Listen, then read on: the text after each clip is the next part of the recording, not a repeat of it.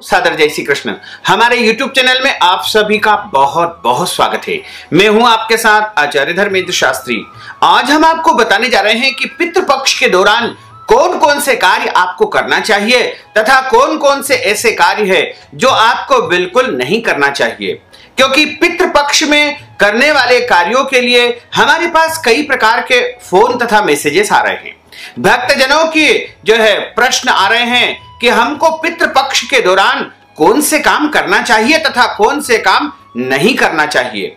तो आज हम आपको इसी विषय की जानकारी देना चाह रहे हैं। हमारे इस ज्ञानवर्धक वीडियो को अंत तक जरूर देखिएगा और अधिक से अधिक लोगों को शेयर भी करिएगा।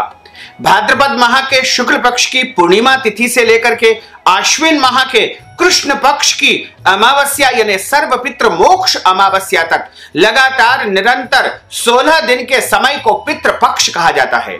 इस दौरान हम अपने पितरों की तृप्ति के लिए तथा पितरों को प्रसन्न करने के लिए उपाय करते हैं, क्योंकि इस दौरान पितृलोक के द्वार खुल जाते हैं और सभी पितृ वायु रूप में अपने अपने परिजनों के यहाँ पर आकर के वायु रूप में भ्रमण करते हैं और छत के ऊपरी भाग में वायु रूप में निरंतर 16 दिन तक निवास करते हैं तथा अपने परिजनों से अपेक्षा करते हैं कि हमारे पौत्र प्रपौत्र हमारे लिए पिंडदान करेंगे, तर्पण करेंगे, श्राद्ध करेंगे, ब्राह्मण भोजन करवाएंगे तथा गरीबों और जरूरतमंद लोगों को भी भोजन करवाएंगे। तो पितरों की अपेक्षाओं को पूर्ण करने का आपका पहला कर्तव्य होता है, क्योंकि मनुष्य को पितृ भक्ति करना परम आवश्यक होता है।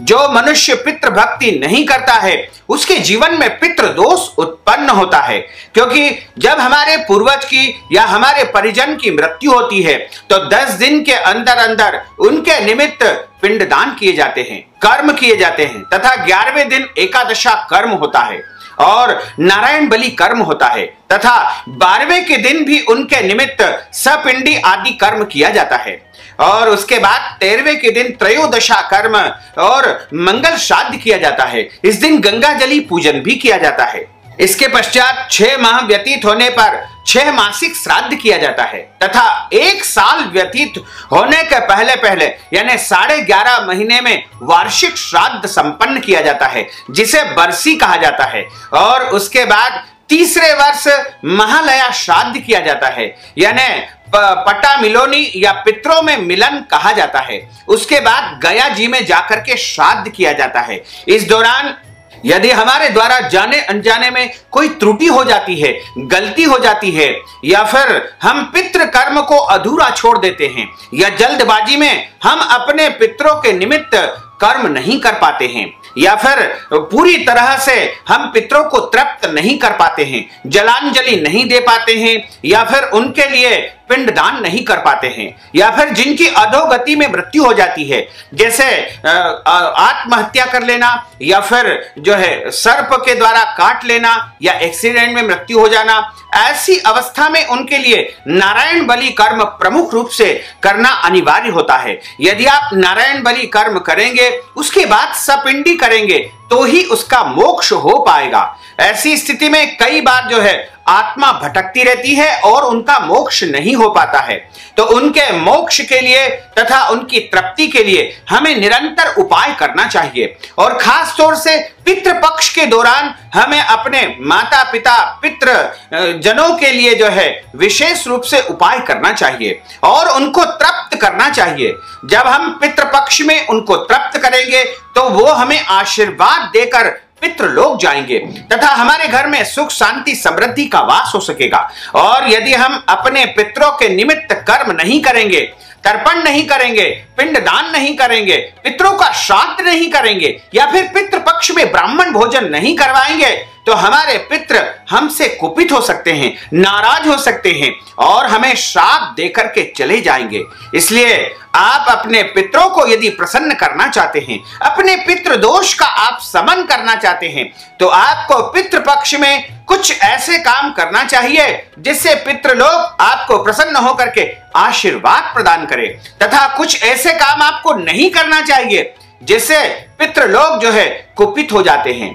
तो आपको बहुत सावधानी की आवश्यकता होगी। मनुष्य के जीवन में अधिकतम जो परेशानियां आती है, संकट आते हैं, कष्ट आते हैं, रोग आते हैं, बीमारियां आती है या घर में आर्थिक समस्याओं का सामना करना पड़ता है, ये सभी बातें और सभी जो है प्रायः लगभग पितृदोष के कारण ही उत्पन्न होता है।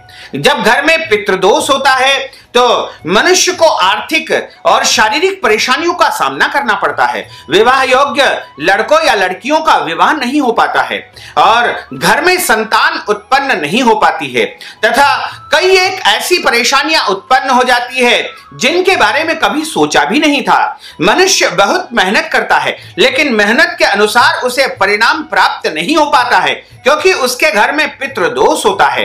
पितृदोष के कारण नौकरी में समस्या आती है, व्यापार में व्यवधान उत्पन्न होता है, शरीर में कष्ट उत्पन्न होता है, इसके अलावा कर्ज की स्थिति उत्पन्न हो जाती है।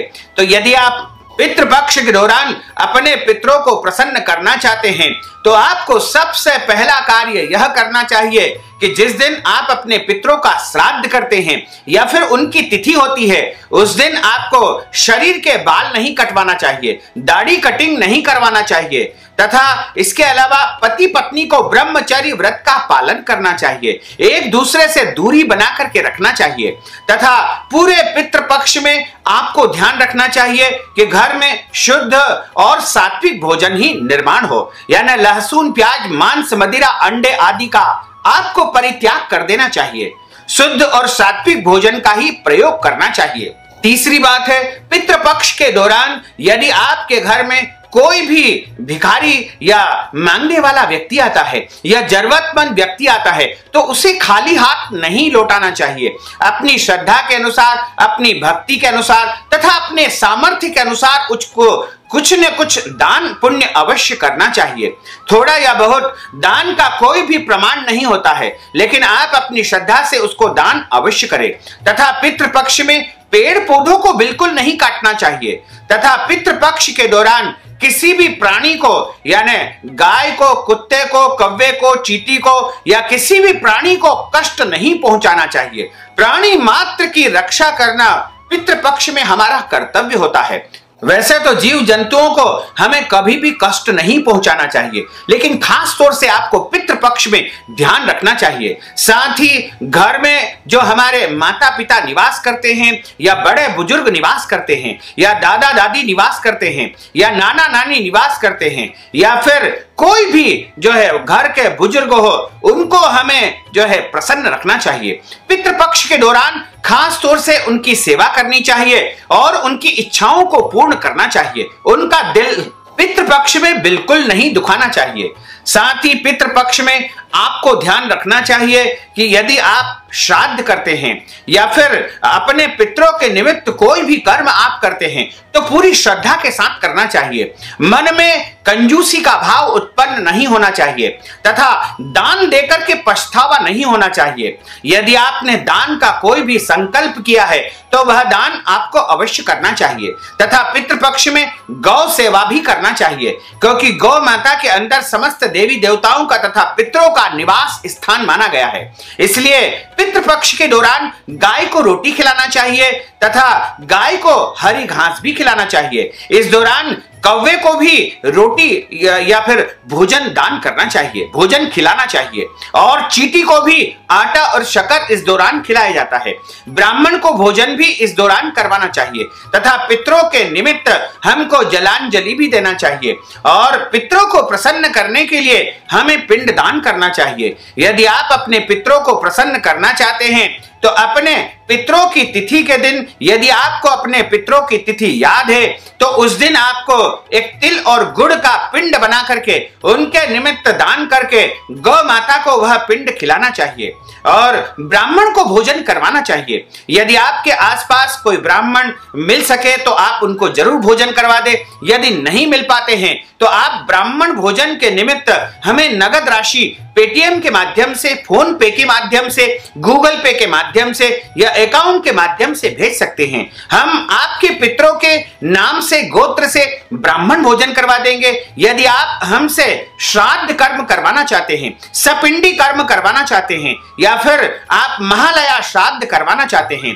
या आप अपने पूर्वजों का प्रथम श्राद्ध करना चाहते हैं तो हमें आप बताएं, अपना नाम गोत्र बताएं, जिससे कि हम आपके पितरों का यह श्राद्ध संपन्न कर देंगे। साथ ही पितृपक्ष में लोहे के बर्तन में ब्राह्मणों को भोजन नहीं करवाना चाहिए। पीतल के बर्तन में, स्टील के बर्तन में आप भोजन करवा सकते हैं। चांदी या तांबे के बर्तन में भी आप भोजन दे सकते हैं, लेकिन लोहे के बर्तन में आपको पितरों के निमित्त भोजन का दान नहीं करना चाहिए। तथा जर्मन के बर्तन भी पितृपक्ष में भोजन करवाने के लिए ब्राह्मण को नहीं देना चाहिए। विशेष करके पत्तलों में भोजन करना चाहिए तथा केले के पत्ते के ऊपर जो है पितृपक्ष में ब्राह्मण को भोजन नहीं करवाना चाहिए। इस दौरान केले के पत्ते पर भोजन करवाना वर्जित माना जाता है। वैसे अन्य समय में आप केले के पत्ते पर ब्राह्मण को भोजन करवा सकते हैं, लेकिन पितृपक्ष में ध्यान रखना चाहिए कि केले के पत्ते के ऊपर आपको भोजन नहीं करवाना चाहिए। यदि आप पत्तल में भोजन करवाते हैं तो पलाश की पत्तल या अन्य जो पत्तले बाजार में उपलब्ध होती है उनके माध्यम से आप ब्राह्मण को भोजन करवा सकते हैं। जिस दिन हम अपने घर में श्राद्ध करते हैं उस दिन घर की जो माताएं बहनें हैं उनको बाल धोकर ही स्नान करना चाहिए, अन्यथा उनको श्राद्ध का संपूर्ण फल प्राप्त नहीं हो पाएगा। तथा पितृपक्ष में आपको बैंगन का उपयोग नहीं करना चाहिए। बैंगन की सब्जी बनाना इसमें वर्जित माना जाता है। तथा पितृपक्ष के दौरान आपको ध्यान रखना चाहिए कि पितरों को सबसे ज्यादा यदि कोई चीज प्रसन्न है तो वो दूध की वस्तुएं पसंद होती है, यानी दूध की खीर बना करके आप उनको भोग लगा सकते हैं। कद्दू की सब्जी भी उनको अत्यधिक प्रिय होती है, जिसे काशी फल भी कहा जाता है। इसके अलावा पितरों के निमित्त आपको जो है उड़द के बड़े बनाकर भी जो है ब्राह्मण को भोजन करवाना चाहिए, या दही बड़े बनाकर भी आप ब्राह्मण को भोजन करवा सकते हैं। इसके अलावा अन्य पकवान जैसे सब्जी, पूड़ी इत्यादि जो है शुद्ध सात्विक भोजन आपको तैयार करना चाहिए। पितृपक्ष में जो भोजन हम ब्राह्मणों के लिए तैयार करते हैं उसको बिना स्नान किए आपको नहीं बनाना चाहिए। स्नान करने के पश्चात ही आपको भोजन तैयार करना चाहिए। तथा पितृपक्ष में अधिक मिर्च मसाले वाला भोजन का उपयोग नहीं करना चाहिए। प्रायः आपको पितृपक्ष में तैयार किए जाने वाले भोजन में घी का ही प्रयोग करना चाहिए, और घी के भोजन का जो है इसमें सबसे अधिक महत्व माना गया है। तथा पितृपक्ष में जो हम भोजन तैयार करते हैं वह शुद्ध और सात्विक होना चाहिए, और भोजन का भोग सबसे पहले घर के देवी देवताओं को लगाना चाहिए। उसके बाद पितरों को भोग लगा करके और पंच बलि निकालना चाहिए। पंच बलि का अर्थ होता है आपको 5 जगह 2-2 पूड़ियां या 2-2 रोटी रख करके उनके ऊपर सभी सामग्री आपको रखना है, तथा उसके बाद 1 ग्रास आपको सबसे पहले गौ माता को जो है प्रदान करना चाहिए। उसके बाद आपको कौवे को छत के ऊपर रख देना चाहिए। उसके बाद आपको कुत्ते के लिए निकालना चाहिए। उसके बाद आप मछली के लिए निकाल सकते हैं। उसके बाद आपको भिखारी के लिए भी आप प्रदान कर सकते हैं। यदि भिखारी नहीं मिलते हैं तो कोई भी जीव जंतु को या चींटी को भी इस दौरान आप भोजन वह प्रदान कर सकते हैं। पंच बलि का हमारे धर्म ग्रंथों में, शास्त्रों में विशेष महत्व बताया गया है। तथा पितृपक्ष के दौरान गया श्राद्ध करने का विशेष महत्व माना गया है। वैसे गया श्राद्ध यदि आप नहीं कर सकते हैं तो किसी भी तीर्थ में या ब्राह्मण के द्वारा अपने पितरों का श्राद्ध आप संपन्न करवा सकते हैं, तथा उनके निमित्त आप ब्राह्मण भोजन करवा सकते हैं। आप ब्राह्मण भोजन यदि करवाते हैं तो आप निश्चित रूप से अपने पितरों को प्रसन्न कर लेंगे, तथा उनके लिए जलांजलि हमें प्रदान करना चाहिए। जलांजलि का अर्थ होता है कि जल के द्वारा जो है उनको तृप्ति की जाती है। जलांजलि इस प्रकार दी जाती है, दोनों हाथ में जल भर करके अंगूठे के माध्यम से उनको जल दिया जाता है, और तृप्यध्वम तृप्यध्वम तृप्यध्वम इस प्रकार उनको तृप्त जल के माध्यम से किया जाता है। तथा पितरों के निमित्त जो है श्राद्ध व तर्पण करने के बाद, ब्राह्मण भोजन करवाने के बाद गरीबों और जरूरतमंद लोगों को भी जो है भोजन करवा देना चाहिए, जिससे हमारे पितृ प्रसन्न होंगे। तथा पितरों की प्रसन्नता के लिए गौ दान किया जाता है, अन्न दान किया जाता है, स्वर्ण दान किया जाता है। इसके अलावा भी आप पात्र दान कर सकते हैं, यानी जो भी दान आप करेंगे पितरों के निमित्त वह पितरों तक पहुंच जाएगा।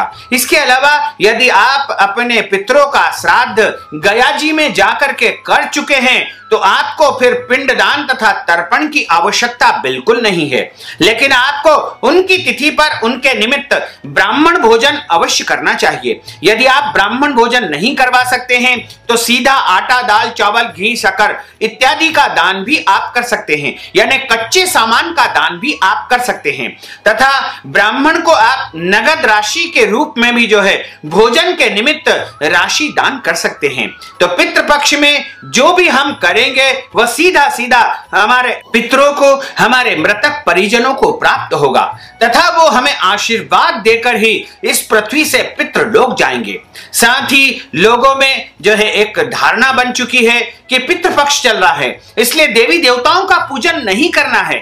अरे ऐसा कौन से शास्त्रों में लिखा है?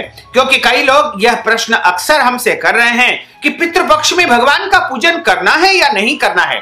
तो आज हम आप सभी को स्पष्ट रूप से बता दें कि यदि आप देवी देवताओं का पूजन नहीं करेंगे तो आपको पितरों का आशीर्वाद नहीं मिलेगा। इसलिए आपको पितृपक्ष में अनिवार्य रूप से भगवान का, अपने देवी देवताओं का पूजन करना ही चाहिए। सूर्य को अर्घ्य भी देना चाहिए। जो नियमित रूप से आप पूजन पाठ करते हैं वो आपको अनिवार्य रूप से करना चाहिए।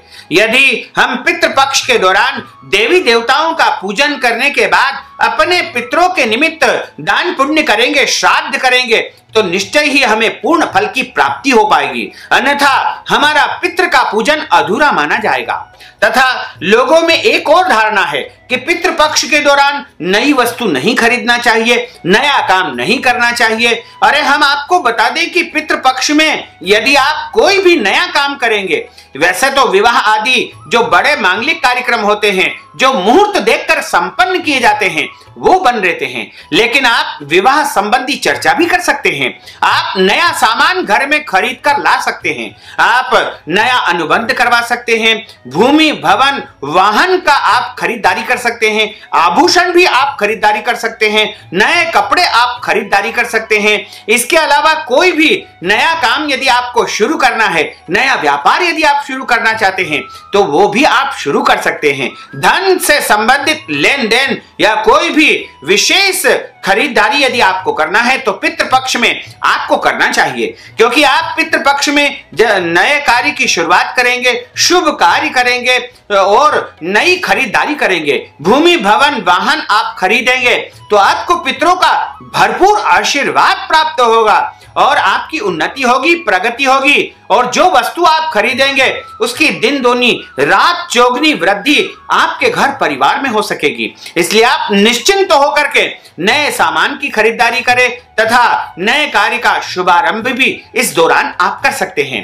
तथा कई लोग कहते हैं कि पितृपक्ष चल रहे हैं, कड़वे दिन चल रहे हैं, ब्राह्मण को कुंडली नहीं दिखवाना है, बच्चों की कुंडली नहीं मिलवाना है। यह भी गलत धारणा है। आप ब्राह्मण को कुंडली दिखवा सकते हैं, कुंडली मिलवा सकते हैं, कोई दोष नहीं है। विवाह संबंधी चर्चा भी आप कर सकते हैं, क्योंकि सगाई, ब्याह, गृह प्रवेश, मुंडन संस्कार आदि कर्म इस दौरान बंद रहते हैं, क्योंकि इन कर्मों के लिए धर्म शास्त्रों में मुहूर्त देखना आवश्यक होता है, इसलिए इन कार्यों को वर्जित माना गया है। लेकिन अन्य सभी शुभ और मांगलिक कार्यक्रम आप पितृपक्ष के दौरान निश्चिंत होकर के संपन्न कर सकते हैं, उसमें कोई दोष नहीं है, कोई संशय नहीं है। इस बारे में आपको बिल्कुल भी भ्रम पालने की आवश्यकता नहीं है। यदि आप पितरों का आशीर्वाद प्राप्त करके नए काम की शुरुआत करेंगे, नई नौकरी की ज्वाइन कर लेंगे या नए व्यापार का शुभारंभ करेंगे या नई खरीदारी करेंगे या नया सामान घर में लेकर आएंगे